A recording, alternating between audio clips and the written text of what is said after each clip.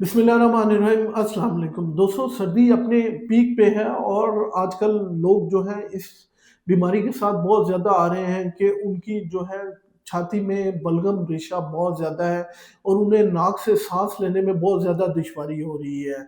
ये जो बलगम है ये ख़त्म ही नहीं हो रही। 8-8 10-10 दिन 15-15 दिन हो गए, लोग कंप्लेंट कर रहे होते कि जी बलगम बहुत ज़्यादा आ रही है। इवन कि उन्होंने एंटीबायोटिक्स इस्तेमाल कर ली हैं, एंटी एलर्जिक इस्तेमाल कर रहे हैं, लेकिन ये बलगम जो है वो खत्म ही नहीं हो रही। आज की इस वीडियो में मैं आपको घरेलू टोटका ऐसा बताऊंगा, 2 घरेलू टोटके ऐसे बताऊंगा जिन पे अमल करके आप ना सिर्फ अपने साइनसिस को साफ कर सकते हैं बल्कि बलगम को जो है वो खत्म कर सकते हैं और अपने जो सेहत है, फेफड़ों की सेहत है, उसको बहुत बेहतर बना सकते हैं।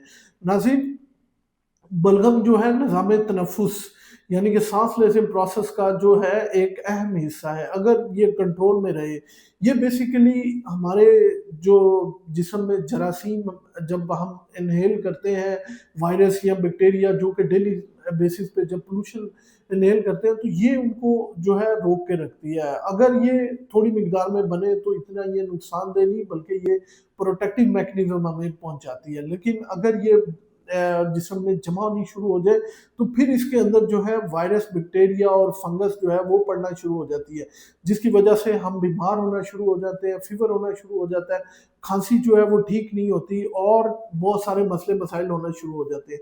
मैं आपको आज एक घरेलू टोटका बता रहा हूँ जिसमें मुख्तलिफ किस्म की जो है वो अशिया हैं जिनको आप इस्तेमाल करके जो है बलगम रेशे से जान छुड़ा सकते हैं। इस नुस्खे में सबसे पहले है लौंग। लौंग आपको पता है एक ताकतवर एंटीऑक्सीडेंट है। क्लोव वाटर के बारे में आपने बहुत ज़्यादा सुना होगा।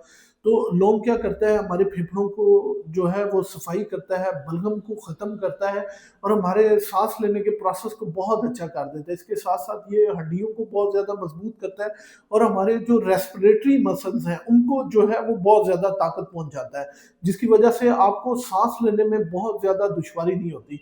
इस नुस्खे में जो दूसरी चीज़ है वो है अदरक। अदरक आपको पता है एक पावरफुल एंटीऑक्सीडेंट है, बलगम को जो है वो जलाता है, ख़त्म करता है और हमारे निज़ाम तनफ़ुस को जो है वो आराम पहुँचाता है। इसके साथ-साथ ये बहुत अच्छा एंटी इन्फ्लेमेटरी भी है ताकि अंदर जाके जो है वो ना सिर्फ बीमारी को ख़त्म करता है बल्कि रिपेयर भी करता है फेफड़ों की। तीसरे नंबर पे जो इस मुरक्कब में चीज़ इस्तेमाल होती है वो है तुलसी। तुलसी में रोज़मेरिक एसिड होता है और एंटी माइक्रोबियल प्रॉपर्टीज़ जो है वो बहुत ज़्यादा होती है। इसके अलावा इसमें यूबिनोल भी होता है। ये क्या करते हैं, ये ना सिर्फ एंटी माइक्रोबियल है, मतलब ना सिर्फ वायरसेस को ख़त्म करते हैं बल्कि हमारे जो सांस लेने की नालियाँ हैं उनको साफ करता है, हमारी बंद नाक को खोलता है, जिसकी वजह से सांस आपको नाक से आता है तो आपको जो है रात को सोने में मसला नहीं होता और बड़ी पुरसुकून नींद आप लेते हैं। और आखिर में जो चीज़ है इस मुरक्कब में वो है दारचीनी। दारचीनी आपको पता है एज ए एंटी माइक्रोबियल भी इस्तेमाल होती है और एक नेचुरल एक्सपेक्टोरेंट है, यानी कि ये बलगम को बाहर निकालने के लिए एक नेचुरल ज़रिया है। अब आपने इस मुरक्कब को तैयार कैसे करना है, आपने 1 कप लेना है पानी का या 1.5 कप लेना है पानी का, उसको हल्की आँच पे गरम करना है। अब उसमें आपने सबसे पहले जो है 2 क्लोव जो है वो डाल देनी है और उसके साथ आपने कुछ 3 या 4 तुलसी के पत्ते जो हैं, सूखे पत्ते वो डाल देने हैं। फिर उसके अंदर आपने अदरक पाउडर का 1/4 चम्मच ऐड करना है और उसके साथ आपने जो दालचीनी है उसका 1/4 चम्मच ऐड कर देना है और इसको हल्की आँच पे 15-20 मिनट जो है वो आपने पकने देना है। जब ये अच्छी तरह पक जाएगा और आप समझ रहे हैं कि आधा कप राउंड अबाउट रह गया है, तो इसको आराम से भून लें। थोड़ी देर इसको जो है वो ठंडा होने दें। फिर आपने आधा सा नींबू इसके अंदर निचोड़ना है ताकि आपको थोड़ा-सा जायका आ जाए और इसके अलावा लेमन की प्रॉपर्टीज़ आपको आगे ही पता है कि जिस्म से डिटॉक्सिफ़ाई करता है, जिस्म से जो गंदे मादे हैं उनको ख़ारिज करता है। अगर आप डायबिटिक नहीं हैं तो इसमें आधा चम्मच जो है वो शहद का ऐड कर लें।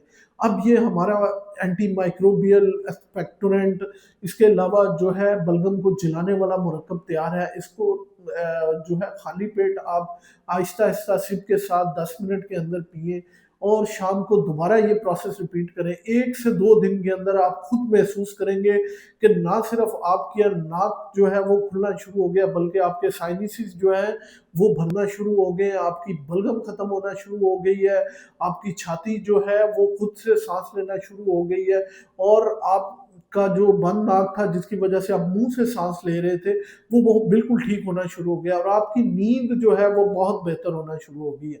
दूसरे नंबर पे जो टोटका है वो ये है कि आप थोड़ा सा नीम गर्म पानी लें, उसमें बेकिंग सोडा डालें, थोड़ा सा जो है वो पिंक साल्ट डाल दें, या नॉर्मल घर में जो भी साल्ट है वो डालें। उसके साथ अपने नेल्स को अच्छी तरह सफाई करें, पहले एक साइड पे डालें और अच्छी तरह कोशिश करें कि वो नाक की हड्डी के अंदर जाए और उसका जायका आपके गले में आए। इसी तरह दूसरी साइड पे, इससे होगा क्या, थोड़ी सी इरिटेशन होगी आपके नाक के अंदर, लेकिन साइनसेस आपके इस कदर अच्छे साफ होंगे कि अगर उनके अंदर कोई माइक्रोबियल है या फिर जो उनके अंदर कोई जरासीम, बैक्टीरिया, वायरस है, वो ऑटोमेटिकली फ्लश हो जाएगा, साफ हो जाएगा। इसके साथ आपका जो बंद नाक है वो ओपन हो जाएगा और जो है वो खुलना शुरू हो जाएगा। इसके साथ साथ आपने सुबह उठ के जो है वो नाक से सांस लेना है लंबे लंबे 8 से 10। इससे जो है आपके फेफड़ों के अंदर जो है वो नाइट्रिक ऑक्साइड बढ़ेगा और जो कैपरी से ऑक्सीजन है वो बहुत अच्छी एक्सचेंज होना शुरू हो जाएगी। नाज़रीन, इस